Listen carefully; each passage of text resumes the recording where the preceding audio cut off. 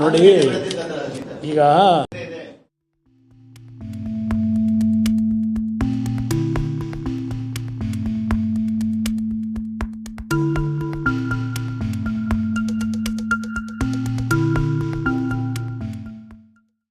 ನಂದು 45 ಎಕರೆ ಲ್ಯಾಂಡ್ ಇದೆ, 48 ಎಕರೆ ಇದೆ.